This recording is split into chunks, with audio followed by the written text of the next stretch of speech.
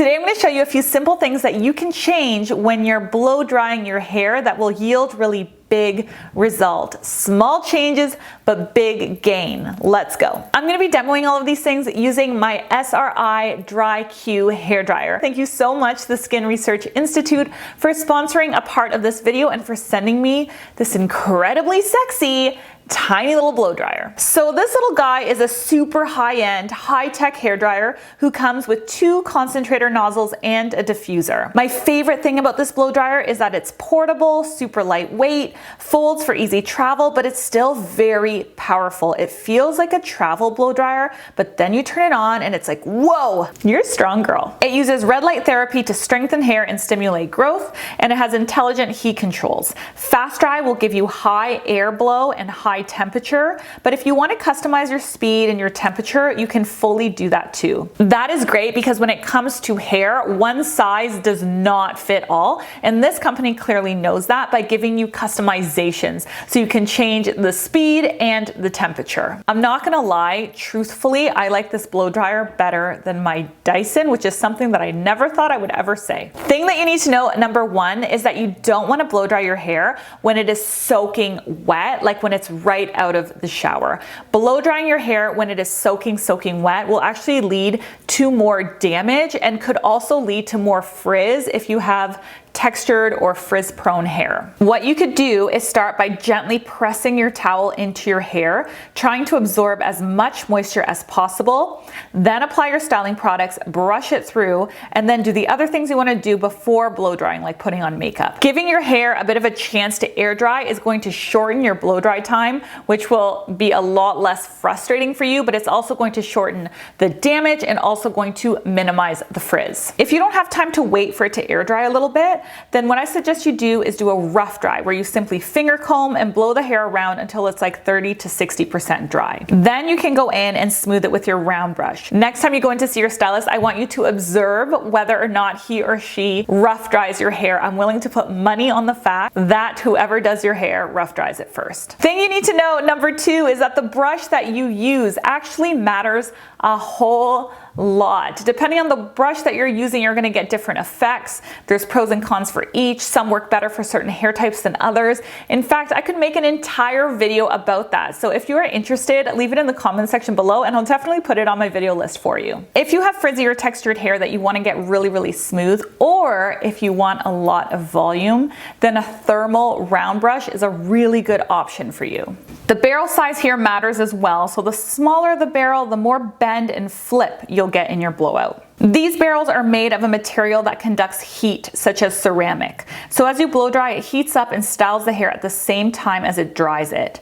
The more bristles you have, the more tension you get and the more control you get over your hair. However, this can also lead to damage over time because of the excessive pulling, and it takes a while to get through the entire head of hair.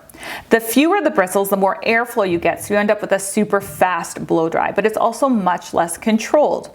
The Denman brush is a good example of this. This is a really classic styling brush that can help you achieve a really fast blow dry and works very well for thick, dense hair. However, it does not give you smooth frizz control like a densely packed round brush does. If you want straight hair, but you don't care about getting all that volume and movement, you just want straight, smooth hair, then a natural hair flat brush could also be a great option for you. Thing you need to know, number 3. It is important to use the lowest heat you can while still achieving your desired results for your individual hair type. Drying your hair is not a one-size-fits-all thing, and I find what we often do is just crank everything up to the highest heat, highest speed we can. Even when it comes to our flat irons, we just use the highest heat setting that's available, but oftentimes that's not necessary at all, and you're enduring a lot more damage with no more gain. The next time you blow dry your hair, what I want you to do is dial your heat down and then think to yourself, am I still getting the frizz control that I want?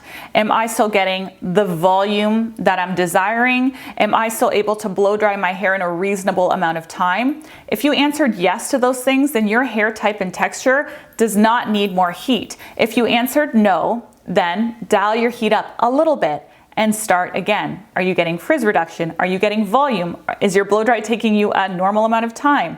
If you answered yes, stay at that heat. If you answered no, go up a little bit in heat.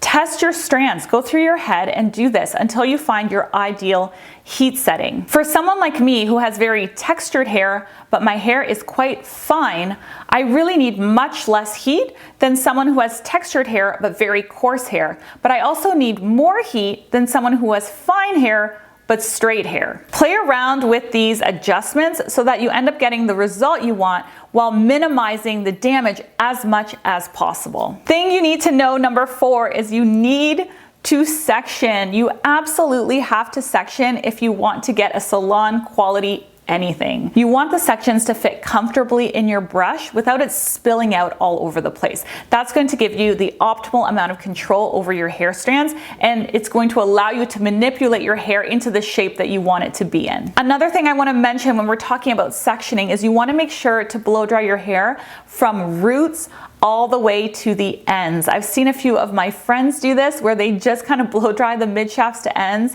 and they kind of ignore the root. That is not going to look really good. What I actually do is I start by making sure my roots are completely dry first, and then I slide my round brush down and I blow dry the mid shafts, and then I slide my round brush down again and I blow dry the ends. That way the entire thing is super dry and super smooth. When you are doing this blow dry, make sure that you are positioning your concentrator nozzle down the hair shaft. The hair is made up of shingles on a roof. That's what it looks like. It's called the cuticle. So it looks like little shingles on the roof, and you want to blow the air to press the shingles down. By doing that, you will get a really smooth, light reflecting surface that looks super shiny and healthy. Thing you need to know, number 5, is the cool shot button. Blow dryers have the cool shot button for a reason, and use it to your advantage. Hair is very malleable. When it's hot, it sets its shape when it's cool. So if you want your hair to do something, put it in the shape you want it and then cool it down. In my case, I like getting a lot of lift and volume up through the top. So I just warm up my hair in that barrel with the hot air, and then I take my cool shot button and I cool that entire section down. Then when I lift it from its barrel, you can see how much lift and how much height I get just from cooling the hair down. It takes 1 second, it makes a huge difference, and you have it anyway, so use it. Here is a little bonus tip for you. If you want your blow dry to last a super long time, finish it off with a dry shampoo. A dry shampoo is going to do 2 things to clean hair. The first thing it's going to do is it's going to give you extra volume, because it's actually going to give you a little bit more texture in your hair. But the second thing that it's going to do is it's going to sit on your scalp and it's going to absorb any oil that starts coming. It's going to absorb the oil before it has a chance to flatten your blowout. If you have any questions, as always, leave it in the comments. I love reading your comments and I love helping you guys out. If you like this video, then you may find this one really interesting next. I'll catch you in the next one. Bye.